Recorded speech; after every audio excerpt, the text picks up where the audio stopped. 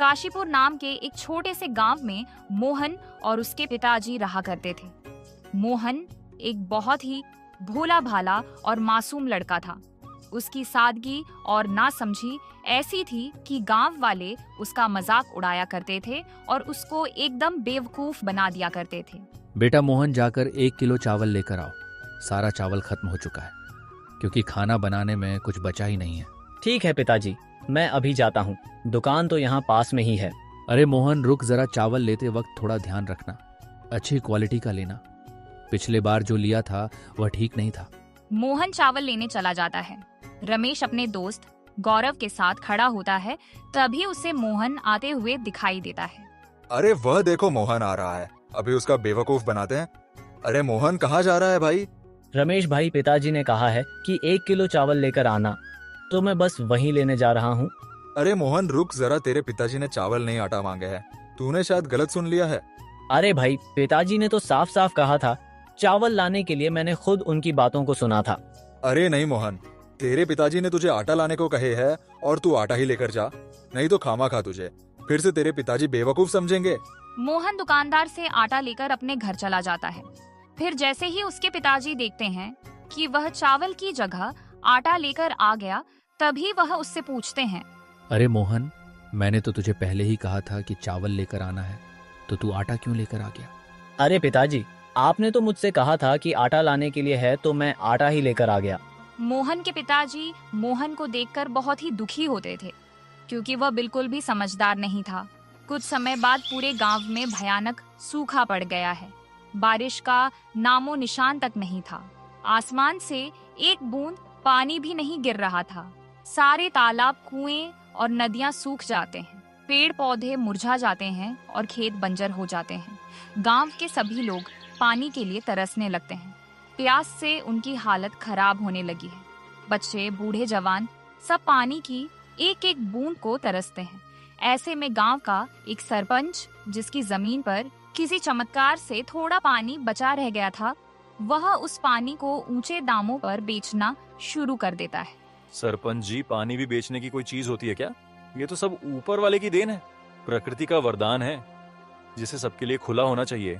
आप इसे क्यों बेच रहे हैं? ये पानी आपकी मेहनत से नहीं भरा, ये तो बारिश का पानी है। अरे दीपक, ये मेरी जमीन पर है तो मेरा हक हुआ ना, और मैं अपनी चीज का जो मन करे वो कर सकता हूँ। अगर पानी चाहिए तो दाम चुकाना ही पड़ेगा ना, नहीं तो आगे बढ़। बहुत से लोग लाइन में खड़े हैं खरीदने के लिए। सरपंच जी, ये सब सूखा पड़ने की वजह से हो रहा है। अगर कुएं, तालाब और नदियां भरी होती तो कोई आपसे पानी क्यों खरीदता? आपने हमेशा अपने फायदे के बारे में ही सोचा है, गांव की भलाई के लिए कभी कुछ किया ही नहीं। लेकिन याद रखिए, ऊपर वाला सब देख रहा है। देख दीपक, मुझे ज्ञान मत दे। यह दुनिया पैसों से चलती है, भावनाओं से कोई पेट नहीं भरता है, और मैं धंधा कर रहा हूँ, समझा? दीपक सरपंच से एक घड़ा पानी लेकर चला जाता है। अरे बेटा मोहन, जा सरपंच जी के यहाँ से पानी लेकर आ। जब तक पानी नहीं लेकर आएगा तब तक खाना कैसे बनेगा? लेकिन पिताजी, सरपंच जी बहुत महंगा पानी बेच रहे हैं, हमारे पास तो उतने पैसे भी नहीं हैं। बेटा, गरीब आदमी के पास कोई और चारा भी नहीं होता, पानी तो चाहिए ही, चाहे जैसे भी आए। अगर आज पानी नहीं ला पाया तो खाना नहीं बन पाएगा। पिताजी, यह कितना बड़ा अन्याय है। जो चीज सबकी है उसे सरपंच जी अपनी जागीर समझकर बेच रहे हैं। अगर हमारे कुएं, तालाब ना सूखे होते तो हमें उनके पास जाने की जरूरत ही नहीं पड़ती। मोहन पानी लेने चला जाता है। अरे सरपंच जी, एक घड़ा पानी दे दीजिए। कितने का दे रहे हैं? एक घड़ा पानी 10 रुपया का दे रहा हूँ। अरे सरपंच जी, जरा रुकिए, यह क्या माजरा है? कल ही तो आपने मेरे हाथ में एक घड़ा पकड़ाया था, और वह भी 5 रुपए में। आज सुबह सुबह दाम 2 गुना कैसे हो गया? यह तो सरासर अन्याय है। अरे भाई, न्याय व अन्याय चिल्लाने से कुछ नहीं होगा। सुनो तो सही, पानी खत्म हो रहा है, पानी की टंकी भी आना कम हो गया, नदियां सूख रही हैं, कुएं बंजर हो गए हैं। ऐसे में दाम तो बढ़ेंगे ही। कल 5 का था, आज 10 रुपया हो गया। ये बाजार का नियम है, लेना है तो लो, वरना और भी लोग लाइन में खड़े हैं।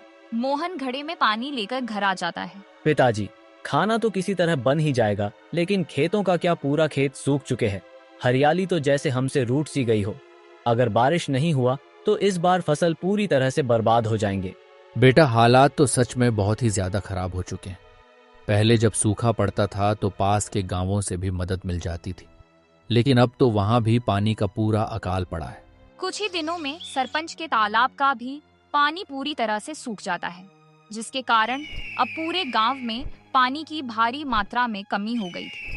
हालात दिन पर दिन बदतर होते जा रहे थे, जिसके वजह से रोजमर्रा की जरूरतों के लिए पानी जुटाना बहुत ही मुश्किल हो गया था। इस गंभीर समस्या से निपटने के लिए मुखिया ने तुरंत एक कदम उठाया और सभी गांव वालों को एक सभा के लिए बुलाया, ताकि इस संकट का कोई हल निकल सके। हम सभी को पता है कि सरपंच के तालाब का पानी भी अब खत्म हो चुका है। हालात दिन पर दिन बदतर होते जा रहे हैं। अब अगर हमने कुछ नहीं किया तो हमारा गांव भी इतिहास बनकर रह जाएगा। हमें कुछ न कुछ तो करना ही पड़ेगा और कोई हल भी निकालना पड़ेगा। मुखिया जी, ये संकट तो पहले कभी भी नहीं देखा गया था। खेत बंजर हो गए, मवेशी मरने की कगार पर हैं और लोग भूख प्यास से बेहाल हो चुके हैं। हमें कुछ ना कुछ करना ही होगा, वरना हालात और बिगड़ते जा रहे हैं। सरपंच जी, मैं सोच रहा हूँ हमें उस रेगिस्तान की ओर जाना चाहिए जिसके बारे में हमारे बुजुर्ग कहते आए हैं कि अगर पानी की असली खोज करनी हो तो वहाँ जाना होगा। हो सकता है वहाँ कोई ऐसा रास्ता मिले जिससे अपने गांव को बचाया जा सके। नहीं, वहाँ जाना सही नहीं होगा। तुम्हें याद नहीं, हमारे पड़ोसी गांव के कुछ लोग भी वहाँ गए थे, पानी की आस में निकले थे, लेकिन आज तक वापस नहीं लौट कर आए। वहाँ जाने का मतलब है मौत को बुलावा देना। लेकिन मुखिया जी, हमें कुछ तो करना ही होगा। हाथ पर हाथ धरे बैठे रहने से कुछ नहीं मिलेगा। अगर हम डरकर यही बैठे रहेंगे तो एक दिन पूरा गांव ही नष्ट हो जाएगा। कम से कम हमें एक कोशिश तो करनी ही चाहिए। तुम्हारी बात ठीक है, लेकिन अभी हमें इस बारे में कुछ भी बात नहीं करनी है। वक्त आने दो, हम किसी न किसी को वहाँ भेज देंगे। तुमने देखा बहन, तालाब पूरी तरह से सूख चुका है। अब हम पानी कहाँ से लेकर आएंगे? घर में पीने तक का पानी नहीं बचा है और लोगों को भी पानी नहीं मिल रहा है। अगर ऐसा ही चलता रहा तो हमारा गांव प्यास से ही मर जाएगा। हाँ बहन, मैंने भी देखा है, हालत तो बहुत ही खराब होती जा रही है। गांव में पहले ही पानी की समस्या थी, लेकिन अब तो बिल्कुल ही हद हो गई है। सरपंच जी ने भी बैठक तो बुलाई थी, लेकिन उसमें भी कोई हल नहीं निकल पाया। अब क्या होगा बहन? बस अब और इंतजार नहीं किया जा सकता। अगर हम खुद कुछ नहीं करेंगे तो हमारे बच्चे बुजुर्ग सब प्यास से तड़प तड़प कर मर जाएंगे। हमें कोई समाधान जरूर निकालना होगा। मगर क्या करें? बारिश भी समय पर नहीं हो रही और बाकी जलस्रोत भी सूख गया है। अगर कहीं पानी बचा भी है तो वहाँ तक पहुँचना आसान नहीं है। मोहन के पिताजी की तबीयत पानी न मिलने की वजह से बहुत ही ज्यादा खराब होती जा रही थी, क्योंकि पानी की कमी के कारण उन्हें कमजोरी और थकान महसूस हो रहा था। बेटा, अब तो लगता है कि इसी प्यास के साथ हमें मरना होगा, क्योंकि यह पानी अब हमारी किस्मत में नहीं है। नहीं पिताजी, आप ऐसा मत कहिए। मैं आपको मरने नहीं दे सकता। मैं कुछ ना कुछ करके इंतजाम जरूर करूंगा। जब तक मेरे अंदर सांस है, मैं कभी हार नहीं मानूंगा। बेटा, सारा गांव पानी की समस्या से जूझ रहा है। मुखिया जी भी क्या करेंगे? जब खुद उनके पास कोई हल नहीं है तो वह हमें क्या रास्ता दिखाएंगे? नहीं पिताजी, मैं हार नहीं मान सकता। मैं अभी मुखिया जी के पास जा रहा हूँ। सभी लोगों से बात करूंगा, सरकार तक अपनी आवाज पहुंचाकर आऊंगा और अगर जरूरत पड़ी तो कुआं भी खुदवाऊंगा और पहाड़ों से पानी लाने की पूरी कोशिश करूंगा। लेकिन आपको ऐसे तिल तिल मरते हुए नहीं देख सकता। मोहन मुखिया जी के पास चला जाता है और उनसे जाकर कहता है, मुखिया जी, आपको तो पता ही है कि गांव की हालत कितनी खराब हो चुकी है। हर तरफ सूखा है, सब जगह बंजर हो गए हैं, कुएं सूख गए हैं और अब मेरे पिताजी इस हालत में हैं कि अगर उन्हें पानी नहीं मिला तो वे बच नहीं पाएंगे। मोहन, तू बहुत मासूम लड़का है। मैं समझ सकता हूँ कि अपने पिताजी को बचाने के लिए तू कुछ भी करने के लिए तैयार है, लेकिन सोच, जब पूरे गांव में ही पानी नहीं है तो तुझे अपने पिताजी के लिए पानी कहाँ से मिलेगा? लेकिन मुखिया जी, इसका कोई ना कोई रास्ता तो होगा। हम ऐसे ही हाथ पर हाथ रखकर नहीं ना बैठ सकते। अगर पानी नहीं है तो हमें उसे खोजना पड़ेगा। मैं अपने पिताजी को मरते हुए नहीं देख सकता हूँ। मोहन बेटा, एक रास्ता है, पर वह रास्ता बहुत ही खतरनाक है। मैंने अपने बड़े बुजुर्गों से सुना है कि पास के रेगिस्तान में एक तालाब है, लेकिन वह कोई मामूली तालाब नहीं है। वहाँ एक चुड़ैल रहती है। पहले वही गांव में पानी को पहुंचाती थी, लेकिन कई वर्षों से कोई वहाँ जाने की हिम्मत नहीं कर पाया है। मुखिया जी, अगर सच में वह तालाब मौजूद है तो मैं वहाँ जरूर जाऊंगा। मैं पानी लेकर ही लौटूंगा, चाहे कुछ भी हो जाए। मोहन बेटा, वहां जाना इतना आसान भी नहीं है। जो भी वहां गया है वह फिर कभी वापस नहीं आया। रेगिस्तान की रेत लोगों को निगल जाती है और वह चुड़ैल उसकी शक्तियों का कोई अंदाजा भी नहीं है। मोहन, मैं तुझे वहां अकेला नहीं जाने दूंगा, क्योंकि ये रास्ता बहुत ही खतरनाक है। लेकिन अगर तूने फैसला कर ही लिया है तो मैं अपनी बेटी को भी तेरे साथ भेज रहा हूँ। तभी मुखिया जी की बेटी वहाँ आ जाती है। पिताजी, मैं तैयार हूँ। अगर गांव और मोहन के पिताजी को बचाने के लिए मुझे इस रास्ते पर जाना पड़े तो मैं जरूर जाऊंगी। लेकिन मैं अकेले ही जा सकता हूँ।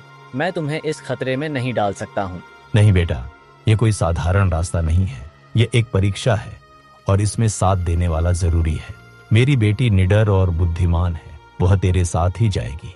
मुखिया की बेटी और मोहन दोनों रेगिस्तान की ओर निकल जाते हैं और अपने लक्ष्य की ओर बढ़ते हुए चले जाते हैं।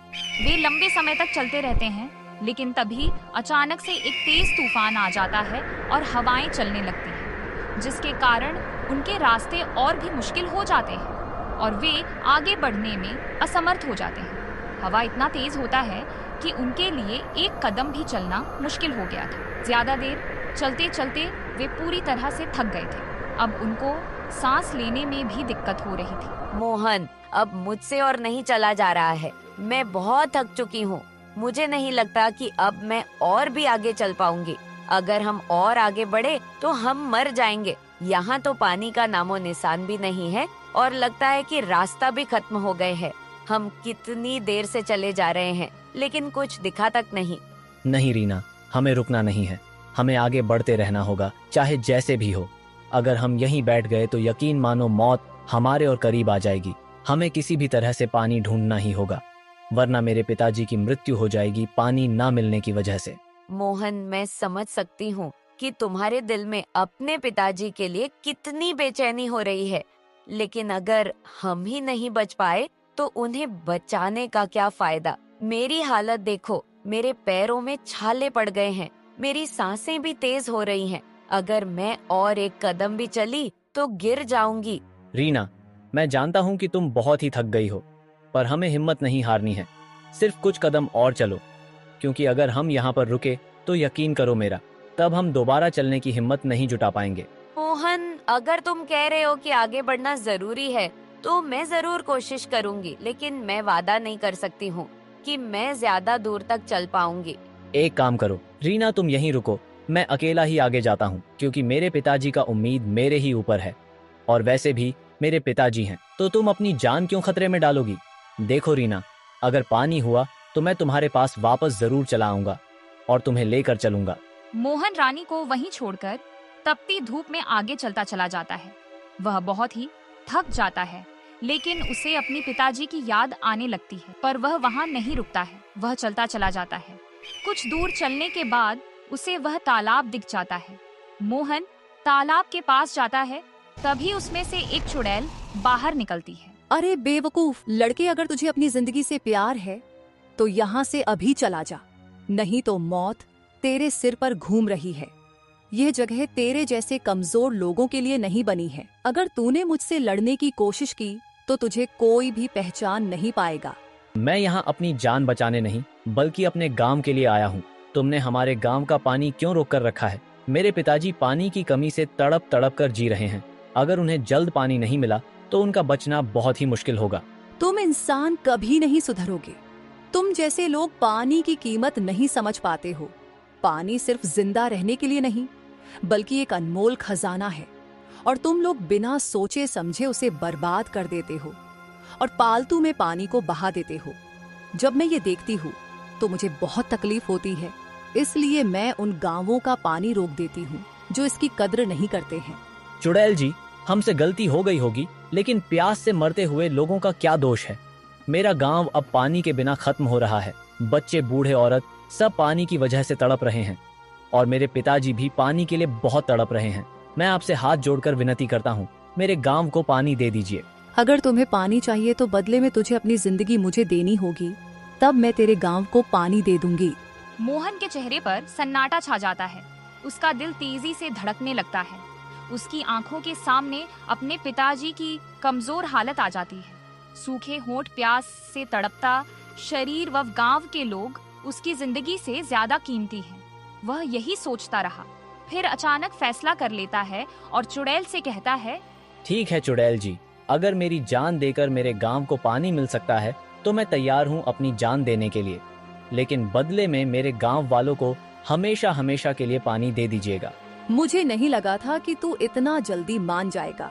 हर कोई अपनी जान बचाने के बारे में ही सोचता है, लेकिन तू अपने गांव वालों के लिए मरने को भी तैयार है।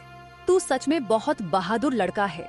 मेरे लिए मेरे पिताजी और मेरे गांव के लोग सबसे जरूरी है। अगर मेरी जिंदगी से उनकी प्यास बुझ सकती है तो इससे बड़ी खुशी मेरे लिए क्या हो सकती है। और मेरी एक आखिरी इच्छा है कि मैं अपने दोस्त से मिलकर आऊं ताकि मैं उसे कुछ बता सकूं। ठीक है, जाओ जल्दी से आखिरी बार उससे भी मिलकर आ जाओ। मोहन रीना के पास चला जाता है और रीना से कहता है, रीना, मेरे पिताजी से कहना कि उनका मोहन बेवकूफ नहीं था, हिम्मत वाला था। उसने अपने गांव वालों के लिए अपनी जान की कुर्बान दे दी, लेकिन कभी हार नहीं मानी। और गांव वालों से कहना कि पानी अनमोल है, उसको बर्बाद ना करें, क्योंकि पानी की कीमत उसे ही पता चलता है जो प्यास से तड़पता है। नहीं मोहन, ये तुम क्या कर रहे हो? तुम ऐसे कैसे जा सकते हो? हम मिलकर कोई ना कोई रास्ता जरूर निकाल लेंगे, लेकिन तुम मत जाओ। रीना, तुम बहुत बहादुर लड़की हो। तुम्हारा बहुत बहुत धन्यवाद कि तुम मेरे साथ यहाँ तक आई। तुमने हर कदम पर मेरा साथ दिया, मेरी हिम्मत बढ़ाई, लेकिन अब हम दोनों की राह अलग अलग है।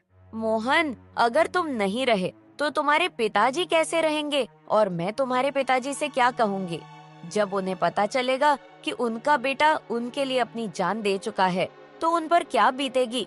मैं जानता हूँ रीना, यह आसान नहीं होगा, पर यह जरूरी है। अगर मैं अपनी जान देकर पूरे गांव को पानी दे सकता हूँ तो यह सौदा मुझे मंजूर है। इतना कहकर मोहन वहाँ से चला जाता है, अपने पीछे अपने दोस्त को छोड़कर। उसी दौरान रहस्यमयी तरीकों से चुड़ैल प्रकट होती है, जिसके पास असीम शक्तियाँ थीं। उसने मोहन को अपने जादू के जाल में फंसा लेती है और उसकी जान ले ली, लेकिन यह बलिदान व्यर्थ नहीं गया। मोहन की जान के बदले में चुड़ैल ने पूरे गांव को पानी का वरदान दे दिया। सूखे हुए गांव में जादू सा हो गया। जहां कभी पानी की एक बूंद के लिए लोग तरसते थे, वहां अब पानी की कोई कमी नहीं थी। और रीना दुखी मन से मोहन के पिताजी को सारी बात बताती है। उसने कहा, मोहन ने अपनी जान की कुर्बानी देकर पूरे गांव को पानी का तोहफा दिया है। उसका यह बलिदान हमें हमेशा याद रहेगा। मोहन के पिताजी की आंखों में आंसू आ गए, लेकिन उन्हें गर्व भी हुआ कि उनके बेटे ने इतना बड़ा काम किया है। गांव वालों ने मोहन की याद को अपने दिलों में हिफाजत से रख लिया। उन्होंने एक साथ मिलकर खुद से वादा किया कि अब पानी की एक बूंद भी बर्बाद नहीं करेंगे।